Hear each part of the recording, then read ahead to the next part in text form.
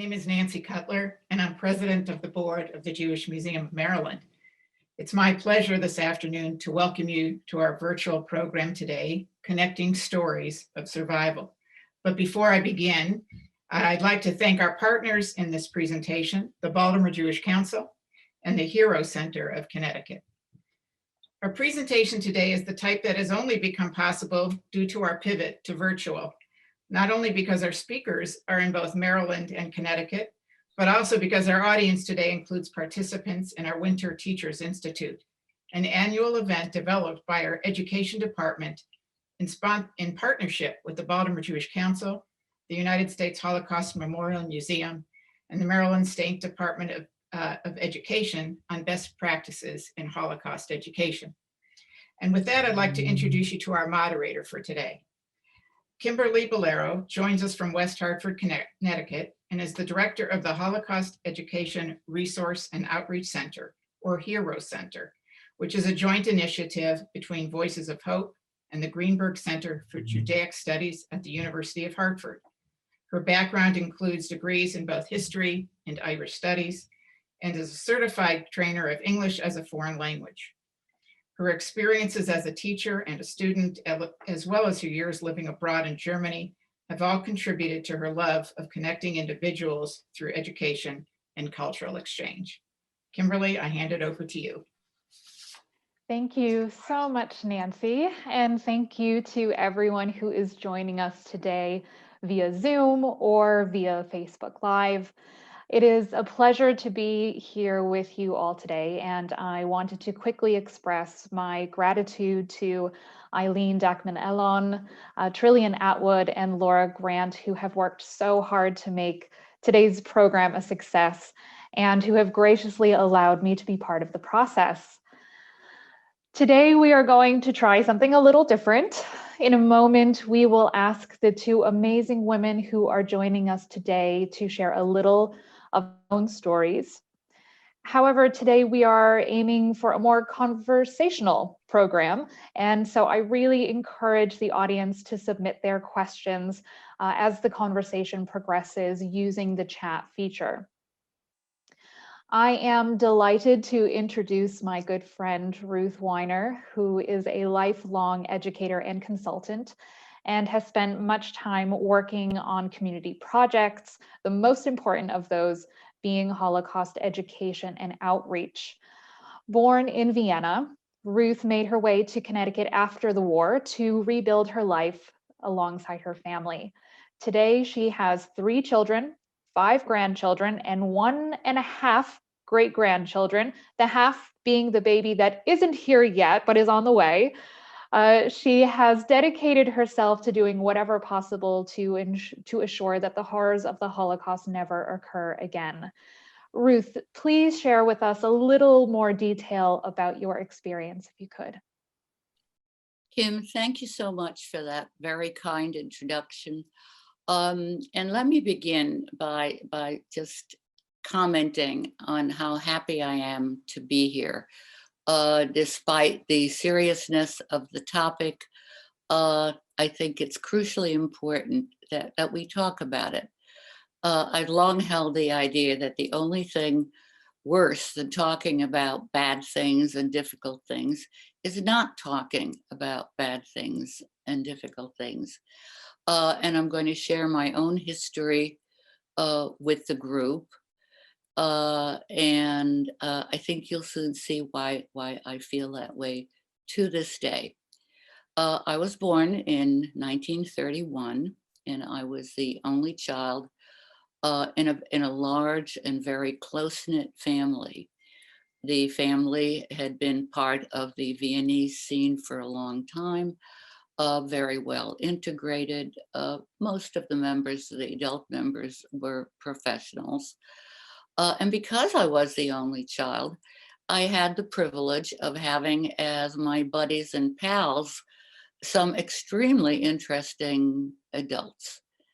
And things went along just as one might expect with a family like that, with get-togethers on Sunday and a great deal of time spent with grandparents and a life rich in music and rich in books. And I learned to read at a very young age due to the fact that the main transportation in Vienna were streetcars, and streetcars had letters.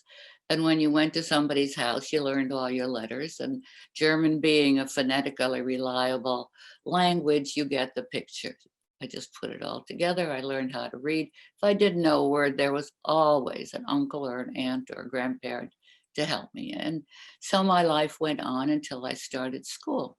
Started school in the same elementary school as my mother, uh, and only had to walk less than 5 minutes to get there. Couldn't have been happier uh, until the Nazis marched in.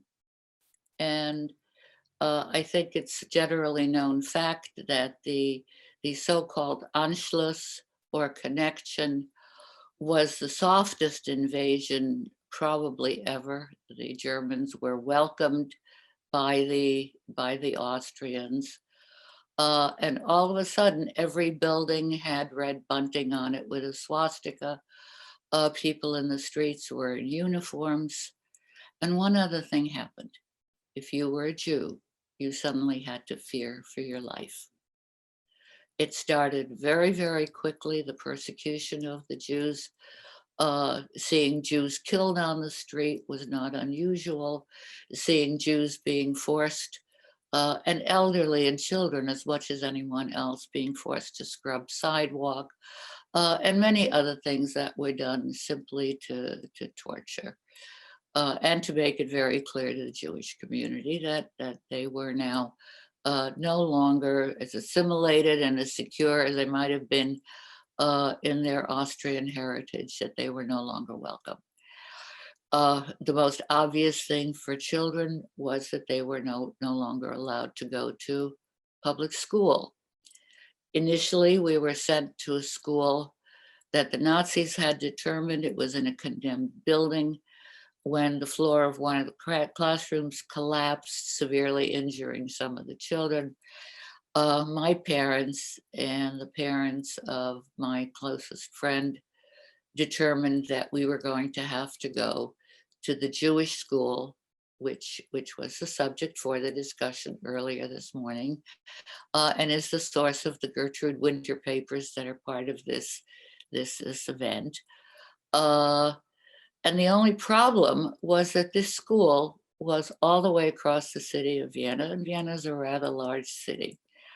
That left two little girls in second grade taking 2 trolley cars and then having to walk several blocks to get to the school. We will be talking about the school a little bit further along. And this was the school where Gertrude Winter, the source of the materials, was a teacher. I looked on that school as a rather happy school period. And although there was great change of both students and teachers, that didn't matter because I also, along with everybody else, was waiting to leave. I was able to leave on the Kindertransport and went to England to an adoptive family. My mother was able to leave and became a maid. My father left literally days before war broke out with yet another initiative. We lived in England for a year. I managed to learn English. I managed to become a very proper little English girl. And finally, our American papers came through and we were able to come to Connecticut, where my father had friends. And the rest is history. I met my husband and I went to school, met my husband. We spent 3 years in Israel. This was at the very beginning of the state, tried to contribute whatever we could. Came back, became an educator, raised my family, and here I am. Thank you so much, Ruth. And we will talk a little bit more about the schooling with you and Herta in just a little while. So now I would like to introduce a new friend of mine, just as dear, Herta Griffel-Bache. was also born in Vienna, and at the age of 7, she escaped Europe and came to Baltimore. Today, Herta and her husband celebrate 68 years of marriage. They have 3 children, 7 grandchildren, and 2 great-grandchildren. Herta, if you could also share with us a few more details about your experience, that would be lovely.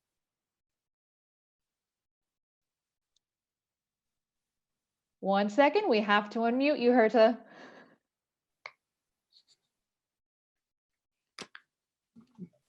Okay. I was born in Vienna also in 1933, 1 month after Hitler came into Vienna. Actually, it was the same month, March 1938, that I was 5 years old, and most of my memories are from that time. I grew up in an atmosphere of fear, questioning. People went missing. Men, especially men, went missing. There were rumors of concentration camps in Poland, and everyone was very worried about what was going to happen to them. My mother and I went to a huge parade, and it was a very, well, anyway, the streets were lined with the bunting that Ruth mentioned, Nazi flags all over the place, soldiers marching with their boots, that we thought that the street would go away. The pounding was so loud music, and the crowds and crowds of women and men giving the Hitler salute, Heil Hitler. And my mother and I were there, and I asked my mother, what's going on? What's happening? She says, it's going to be very bad for us, very, very bad. Among my good memories is singing Yiddish lullabies with my father. And my mother embroidered a lot of my clothing. She was a beautiful embroiderer. The one memory I have of my mother is that of sitting in a chair together and watching the stars come out at the end of Shabbat. And other than those 3 memories, I have very, very few of them. And I really don't feel like I ever knew them.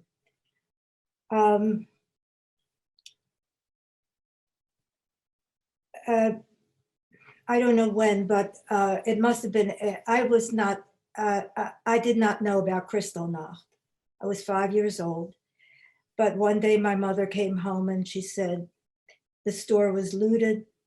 People were taking things off the shelves, and she didn't have anyone to run to. After that, one day my father was rounded up with the other men in the neighborhood and taken to labor camp. My father was very ill, and my mother tried to run after the truck to give him some medication that she needed, but she wasn't successful. We went to live with my aunt, Tante Lotte, in her apartment. And one day my father came home. He was brought home by truck, and that very night he died. My mother had obviously tried to shield me from bad memories. And I think that's why I don't have so many of them. My mother became very desperate to get me out of Vienna to safety. And one day an agency from the United States came, the German Jewish Children's Aid Society, And they had the opportunity to take only 9 children from the community, 9 children. And the children came together and we were examined. We were examined physically, dentally, psychologically, as I learned later. And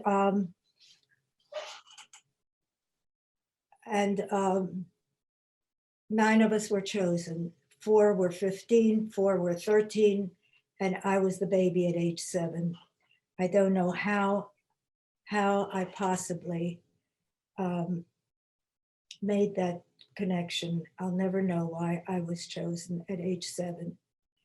One night, after my father had died, my mother and my aunt and I were in their apartment, and there was a loud banging on the door, and 3 German officers came in and started to look through the apartment, throwing around the sofa cushions, going into our drawers, and we were cowering in a corner. And my mother, I remember, had put her hand over my eyes.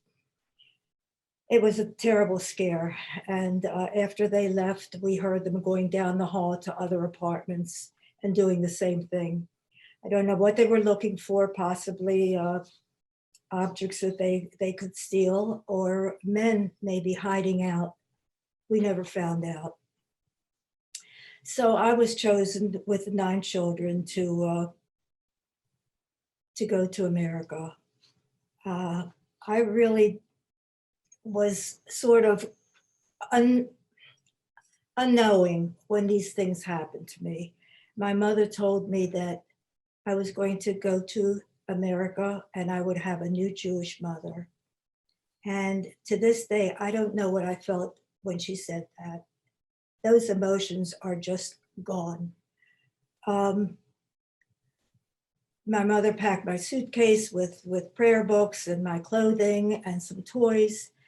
And we went to this train station, and we were told children on this side, parents on this side. And when we got on the train station, they told us not to wave goodbye, because it would look like a Heil Hitler salute. And that was the last time I saw my mother. We were attended by a woman who was the rabbi's secretary, and she held our papers. And as I learned later, unfortunately, she did not take very good care of us.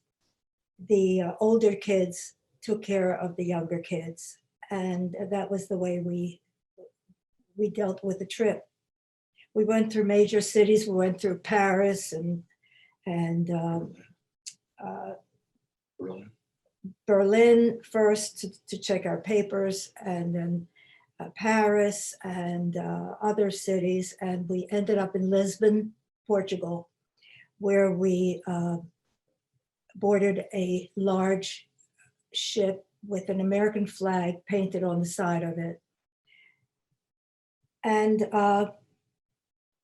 from then on, I do not remember the trip until someone picked me up sometime later to show me the Statue of Liberty.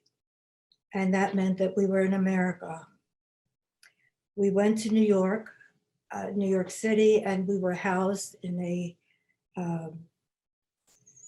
in some sort of a home for travelers. And a few days later, my social worker came for me, Mrs. Beezer, Rose Beezer, and she said she was taking me to my first foster home. We drove to Baltimore. Mrs. Beezer had a car. And the only thing I remember about that day is holding her hand when we walked up the steps to my foster home, to a gray stone house that was connected to other houses. When the door opened, my new foster mother looked at me and she said, "Where have you been all my life? I've been waiting for you." She had, Mr. and Mrs. Bear had 3 other children of their own, the oldest about 2 years younger than me, and 2 small children, another small child and a baby. So there were the 4 children of us. It was a loving, loving, safe home for me. I felt very secure.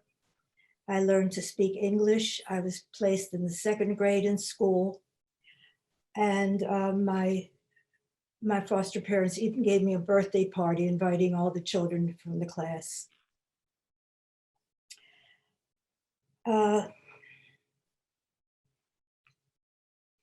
I received letters from my mother during that time, just a few.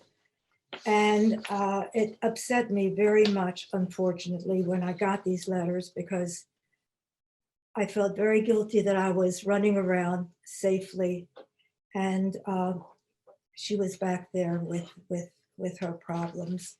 And of course, I wrote to her. She wanted to know if I was behaving myself, and she also wrote to the agency, thanking them for taking such good care of me.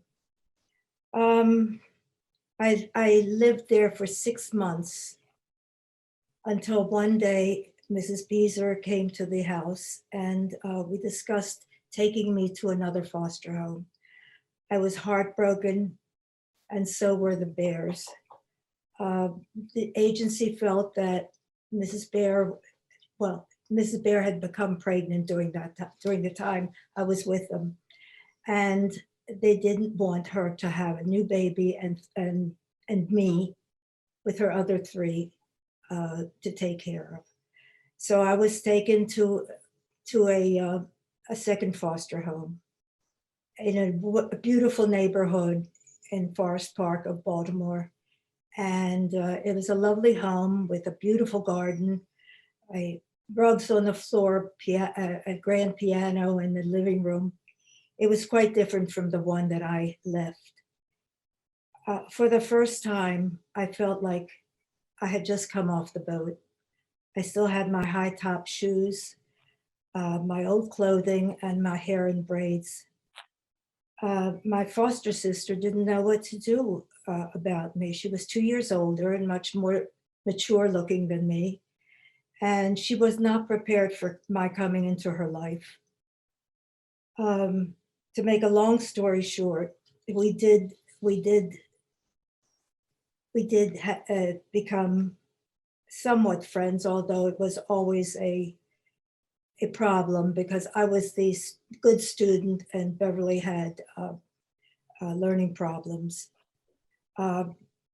It's amazing to me that Beverly and I shared the same room from 1941 to 1952 when I met my husband. I had graduated school, worked for a pediatrician, and my husband was a 2nd-year medical student. And that was the best thing that ever happened in my life. He's my savior. He's my mentor, my love. And we have been very, very lucky to have lived the kind of life that we have. And every day I think of the children that I left behind and don't know how I got so lucky. People used to tell me how lucky I was to be with such a nice family as the Freelanders, but I never felt lucky when I was younger. I always felt alone. And when I heard people say how lucky I was very, very upset because I knew no one in my circumstances. So my husband and I traveled. We have had a good life in Baltimore, and we have wonderful grandchildren, and I really am a lucky girl. I wish some of the children that I left possibly some of them could have found a safe place like Ruth did before me. Thank you so much, Herta, and thank you both for sharing these parts of your stories. I know on behalf of all of us, we can appreciate how heartbreaking these experiences are and how difficult it is to speak about them. So thank you for the gentleness and the generosity that you tell them with. So those of you in the audience may have noted that Ruth and Herta both came from the same city, Vienna, Austria. However, now we are going to pause to hear about how they were connected through the work of the United States Holocaust Memorial Museum. We will watch a short film that was created in 2018, and we will share the link to the film in the chat if you wish to revisit it after the presentation today. So I think we are all set for the video. If we could play that, please. I was about 1 millimeter away of missing this whole experience. I came across the picture that the museum distributed right at the very end of December. And then I saw something about a Jewish school in Vienna, and I opened it up and I see myself standing there in the front row. And in the text, it described how there was only one survivor. And I thought, well, I'd better call them because their survival rate just went up by 100%. They told me I was the only one. I think I'm sharing it with you now.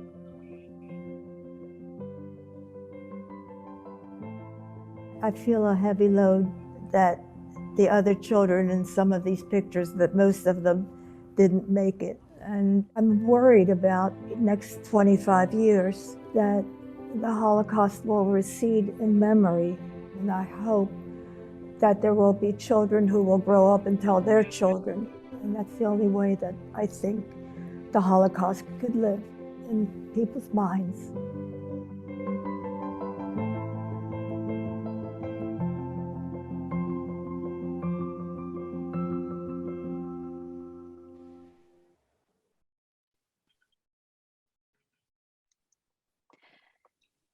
Thank you. It is such a touching and lovely story to see how you were both connected in this. One question that the film leaves open, Herta, is how you initially came to be connected with the USHMM. Herta, could you please tell us a little bit more about that? Well, I think I said something about it before, but we were called. My husband took a phone call from a man who said that he was an investigator at the museum in Washington, and they had procured a box of memorabilia from a teacher named Gertrude Winter. Evidently, this box was going from art dealer to art dealer through Europe until it was procured by the museum. And in it, they found pictures of two pictures, one of me in a classroom that they thought was me, and one of a huge class of children where I didn't find myself. So I was in the hospital at that time, and the investigator came to the hospital with his computer, and he showed me myself, and he showed me the picture of the other children. And that's how I found out about me. Yes, it's interesting how you phrase that. That's how I found out about me. It's truly incredible. And so thank you for sharing a little bit about that. And for our audience members, you can explore the collection using the link that is being sent into the chat. So do be sure to browse through the collection after our program today. So Ruth, during our time working together. I have heard you share your experience with school children throughout Connecticut. As we heard in the film, you found yourself in a class photo taken at the school. And though your work isn't included in the collection, you do have memories of the school. And so I wonder if we can take a moment for you to share those memories with us. I'd be happy to. And in fact, I just had a very interesting experience a little while ago when I had a chance to see pictures from the collection that were being used by the teachers group that are part of this program. And there's a picture there of a large brown building with a lot of windows and a rather impressive door. And I'm quite sure that whoever drew that picture was trying to draw the school. That was the initial building. And just a very short item, which is that building is no longer the building. There is now a beautiful new building that's been built. And if anybody is interested, Google Chayes, Chayes. That's the name of the school. Chayes School, Vienna. Your eyes will pop, I promise. But at that time, it was an old building. And the feature that I remember the most was it's on a cobblestone street. And that was very common in Vienna. Many streets were cobblestones and they were pretty well maintained. This one was not, and the cobblestones were loose. And it was a normal aspect of everyday school life that there would be small groups of hoodlums outside the school shouting all kinds of vile things, which we just learned to ignore. But what we couldn't ignore was that they would pick up the cobblestones and heave them through the windows. And we were used to sitting with our two to a seat and on the far side of the room, so that once the cobblestones made it through the window, the trajectory was such that they would fall in the front half of the room, and those of us who were sitting on the other side were quite safe. And whenever it happened, if there was a lot of glass, the teacher would sweep up the glass and classes would just go right on. Another aspect of the school was that everyone, both teachers and students, were looking to leave as soon as their papers came through. Now, in Austrian schools, and that's, I believe, true to this day, you don't call a teacher by name. You call it Herr or Frau, sir or madam, Lehrerin, which is madam teacher.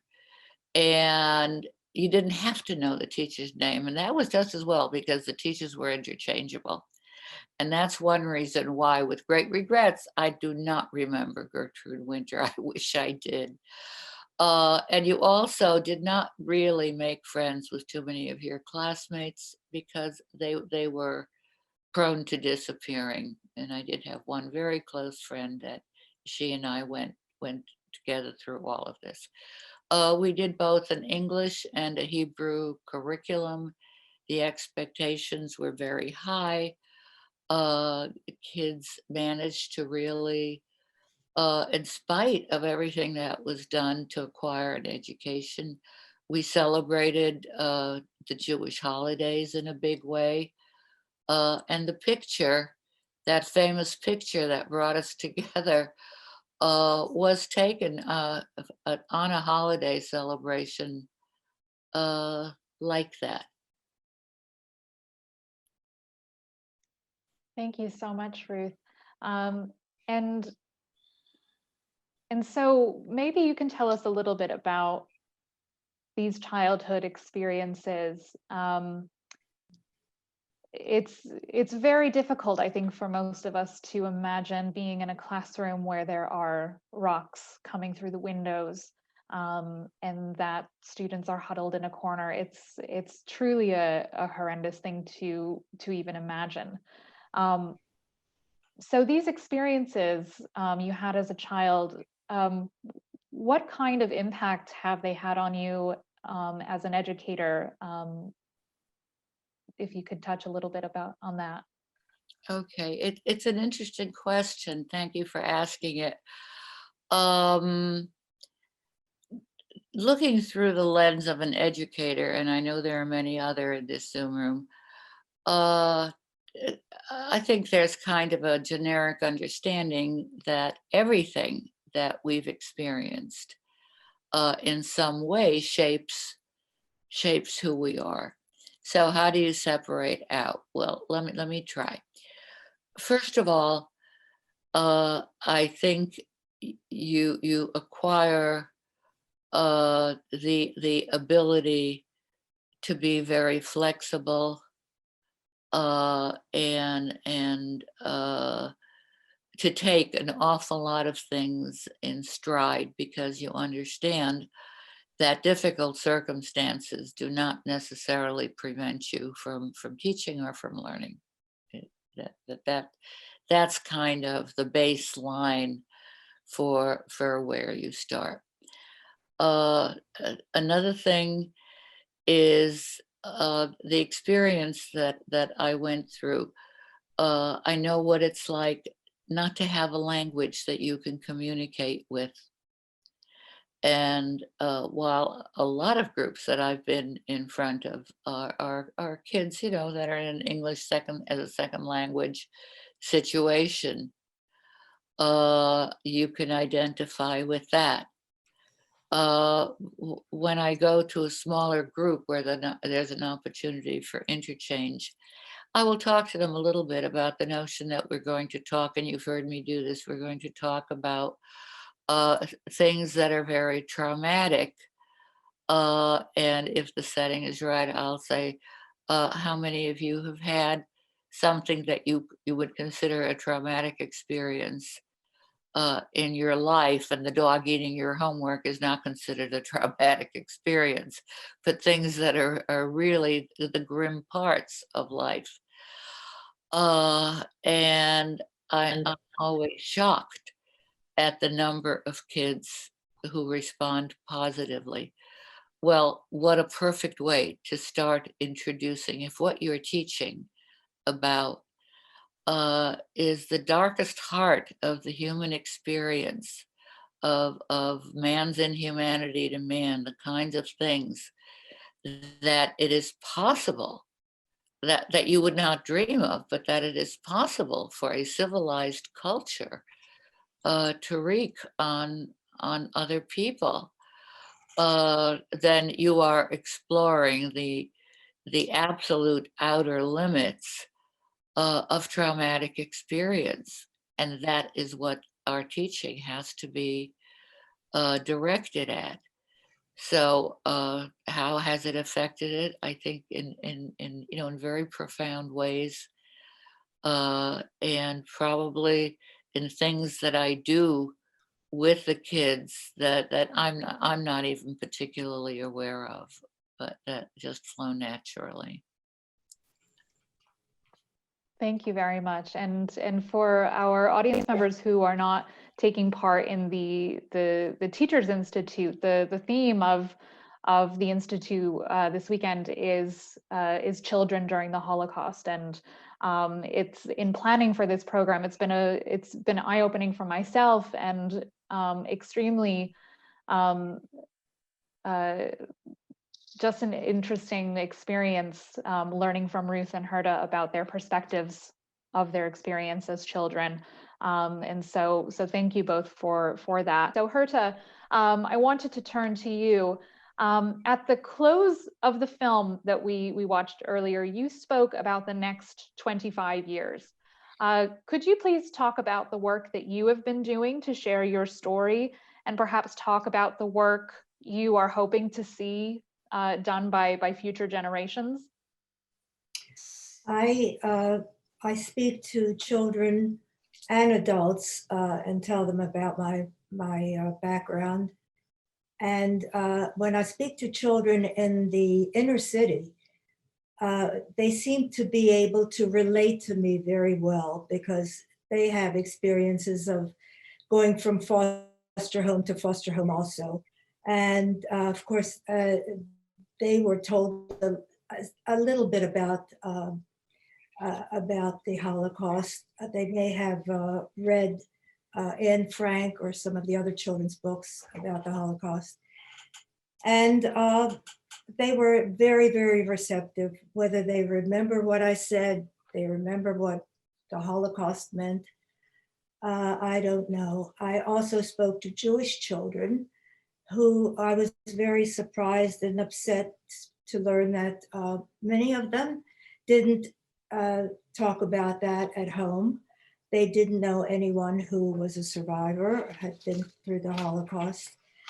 And some of the Jewish mothers are afraid that their children, if they talk too much about those days, may feel that they are victims also, that they would be afraid that something like that would happen again and to them.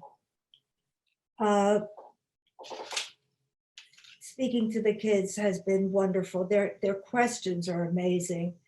And I hope that through the younger generation and the teachers that have the opportunity to put this subject to them and really almost emotional.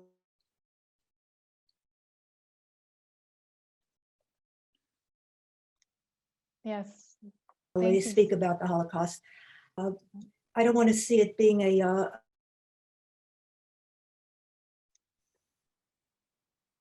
No, I think we lost your audio just a moment, Herta.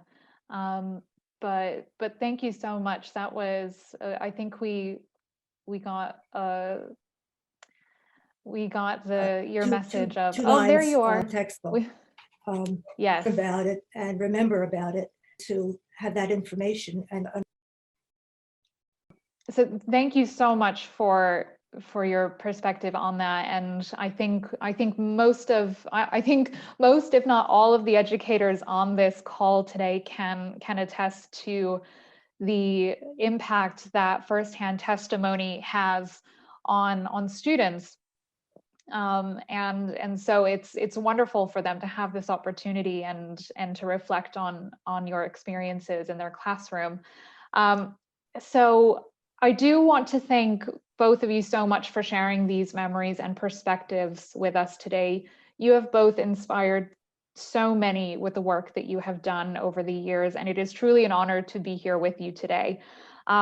We are going to move to questions from the audience. For those of you joining us in Zoom, please use the Q&A feature to submit your questions. For those who are joining us on Facebook, please use the comment section and our tech team will get your questions to us. We will do our best to get to as many questions as possible. So I guess the first question that I have here, and it's a question that we kind of anticipated, was have either of you been back to visit Vienna? And so Ruth, maybe we can start with you. The answer is yes, yes, yes, and yes, 4 times. And the main reason for going was because we did it with grandchildren. And we felt that it was quite important to give them the opportunity to understand a little bit about their background. And also because Vienna, and I do separate between what happened to me there and not even some of the people, many of the people, but there were also good people who helped us. And Vienna itself is a wonderful city. It's a beautiful city. And I will tell just a little story, which is, and this is someone that we did go to visit, which is I had, I guess you'd call it a nanny, but this was a young woman who came almost every day and was with me, did all kinds of stuff, taught me all kinds of things. And when it became clear that Jews couldn't go anywhere, there were signs everywhere, no Jews allowed. There were signs in the park, no Jews, no dogs, no spitting allowed. And she stood in front of my father, put her hands on her hips, and said, "This child is Viennese, and she's entitled to all of this. This is her heritage, and I want to take her there. And Mr. Frosch, may I take her there?" My father just laughed and pointed out to her that she was doing it at great risk to herself. But because if you were found taking a Jew to these things, you were in major trouble. But if she wished to do it, she could. And so those are my feelings towards Vienna as a city. And I had the opportunity to visit the school itself on one of the visits, together with our oldest grandson, who was a college student at the time. And I was able to go back into my classroom. I was able to talk with the students in the room. It was an absolutely mind-blowing experience. And in general, it's a little bit of a mind-blowing experience when you go back and you kind of try to sift things through and sort them out. And you re-experience some of the bad stuff. It's inevitable. Does that describe it? Absolutely. To kind of piggyback on what you just spoke about, we have a question about this this change in, maybe not even this change in Vienna, but how a place. So our comment / question is how inconceivable it is that people in a place like Vienna, which was so advanced and cultured, could turn so cruel and seemingly overnight. Does this make, maybe you particularly, but also maybe survivors from Vienna, does this make you cynical about the inherent goodness of the Viennese community? Or have or maybe you can comment on that, with the how it's change to the Jewish community at this time was like. Wow, there are questions in this world that don't have answers, and I would be very tempted to put this one into that category, because I think it basically goes, and then I will have a second comment. It goes to the whole nature of humanity. Why do some people and people in the same situation, why do some people turn on each other while other people in the same situation don't? And they're sensitive to other people, and they're if they can be, they're kind to them. And that is just too profound for me to have an answer. That said, there are some rationales, and one of the rationales is that there are some Viennese who feel that they were the victims, that the Anschluss was really an invasion. That's one way of looking at it. Vienna had been suffering economically for a long period of time, with a very mixed political history. And this is not the kind of thing that that we can go into in any depth today, but it's used as an explanation for why people were very quick to look for a scapegoat, and the Jews made the classic scapegoat. We've been the scapegoat in many situations for many times. I'm sorry, I don't have a good answer for you. I think that answer is perfectly fine. And I think we come back to this very often about how this particular subject matter creates so many questions, and the answers simply lead to more and more questions. It's I think it comes with working in this field, and so there are a few questions that are very similar. Yeah, do you have any easier ones? Maybe we'll try and put a couple together. But there are a few questions about your children, your grandchildren, and the effect that your experience, and of course, I do hope we'll get Herta back in just a moment, because we would love to hear her ideas on this as well. But what is this? What do you think the effect is on children, on your grandchildren, especially with them coming back to the city where you were from? I can't speak for all 5 of them because they're 5 very different people. So I'm going to pick on one. I hope he's listening. And that's the oldest grandson who was in Vienna with us, whom we took to Theresienstadt, which was the transition point for Jews from Vienna and Jews from Prague. And it's an amazing place because there's a whole literature and art and unbelievable music. These were very cultured individuals who went to these places, and that was their way of hanging on to just a tiny semblance of sanity. And for me, I have a family that was very strong in music. I am absolutely convinced that the members of my family who went there were part of that musical program. It's something I have this conviction over. Anyway, so he was there with us, and as we're leaving, we're in Prague. As we're leaving, for anybody who's ever been to Prague, there's an amazing square at one end of which is the Alt-Neue Schule. It's the oldest existing synagogue in the world. And we're standing literally in the middle of this square. And it was 11 o'clock at night, and he stops. There wasn't any traffic, thank God. And he stops and he says to me, "Grandma, why?" And I think that's probably the best possible message that one can transmit, because we certainly don't have answers.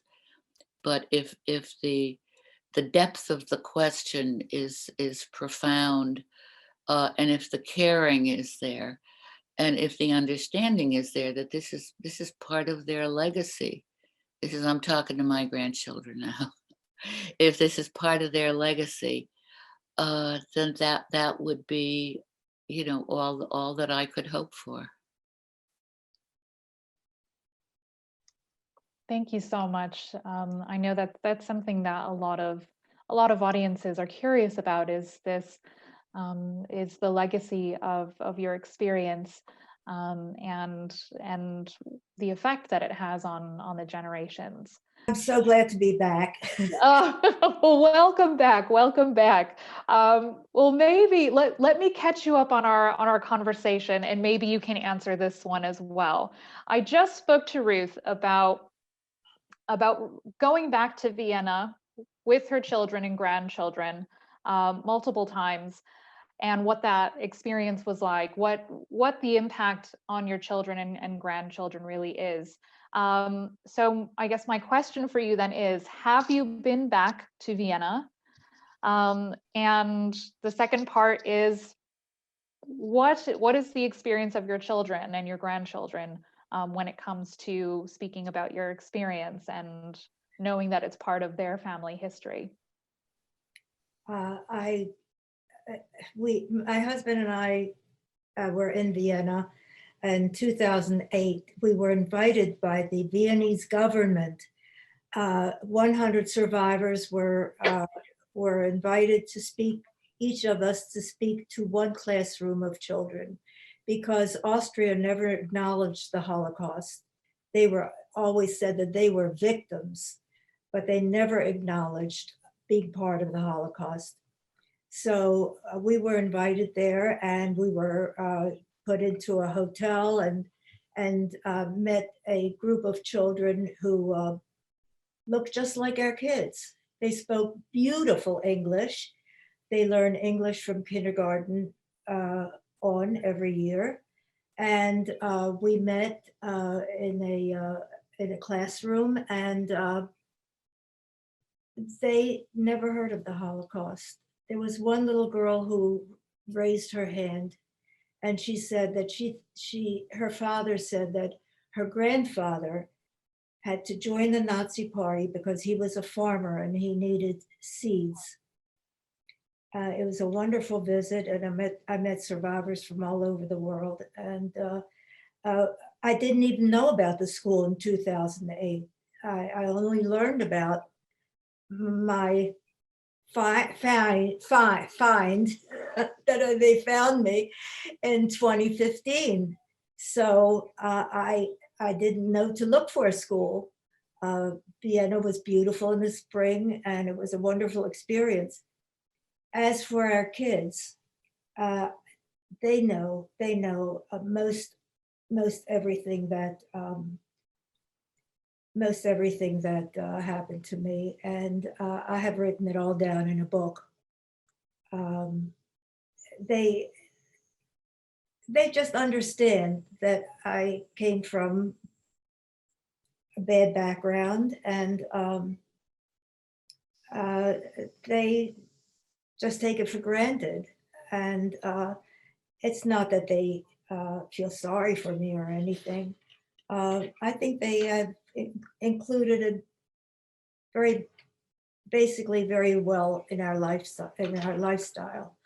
Our granddaughter, who was in Europe last summer, not last summer, but the summer before when you could travel, went to Lisbon, and she went to the terminal that I left from, where the boat left from. And she said, of course, it looks very, very new, very modern. And she couldn't find anyone to speak to, but she sent us a picture of herself there. Wow, They weren't kids, they were teenagers that I spoke to. And they were very, very, not surprised exactly, but They didn't know anything. they did not really know what the Holocaust was about. I still communicate with their teacher. And I speak to her on the computer about 3 times a year, and at Christmas for sure. Oh, well, thank you so much, Herta. So we're just about out of time, so I'm going to just ask, I think it'll be a quick answer for both of you. But maybe Ruth and Herta, could you both, in one sentence maybe, explain to us what this experience of reconnecting has been like for you, and the friendship that you have built between your families? Maybe Ruth, could you go first, please? It's just been a huge bonus. We are of an age where we lose friends at a very rapid rate, unfortunately. And the opportunity to acquire a new friend with whom you have this kind of rootedness, and we just all hit it off instantly. You know, we all liked each other, and we spent the whole evening laughing, which is what you like to do with friends. It was just a wonderful thing. Thank you. And Herta? It was an amazing thing to learn that there was another child from the same school who was on that other picture. And we met at the museum, and we were videoed, and with our husbands. And I speak to Ruth, and it's as if we've known each other all of our lives. Yeah. It's been a wonderful experience. Thank you, Ruth. Thank you, Herta. Mwah. Oh, you had to end like that. I'm getting verklempt here. So that will bring our conversation to a close. I would like to thank Ruth and Herder for speaking with me and for speaking with all of us today. I will now turn it over to Trillian, and thank you all again. Bye-bye. Thank you all so much. Thank you everyone for joining us this afternoon. Just as a quick reminder, as you leave, you'll be directed to a survey. Please take just a couple of moments to complete it. It really helps us to serve you better. Before you go, we're going to add a few extra links into the chat, and we'll make sure we stick around for a minute so that you can grab any that might appeal. But just as a reminder, we'll pop in there a link so that you can read more about the Gertrude Winter collection. We'll also pop that link in again where you can see the video with Ruth and Herta meeting back in 2018. We'll pop a link there where you can read more about the Hero Centre, and we'll also pop a link there where you can read a little bit more about what we have coming up at the JMM. And so with that, I just want to take a moment to say thank you so much to everyone that's been involved in the programme today. Those that haven't been up on screen, Eileen Dackman-Alon, Laura Grant, and also our captioner today, Joe Gale. But I also just want to take a moment to say thank you so much to Kim, to Ruth, and to Herta. It has been amazing planning this programme. I have had the most brilliant time, and I am truly honoured to have been able to get to know you just a little bit better. So thank you for all of your time. Yeah, when COVID's done, we'll get together. So thank you everyone for joining us this evening. Have a lovely afternoon. Thank you. Bye.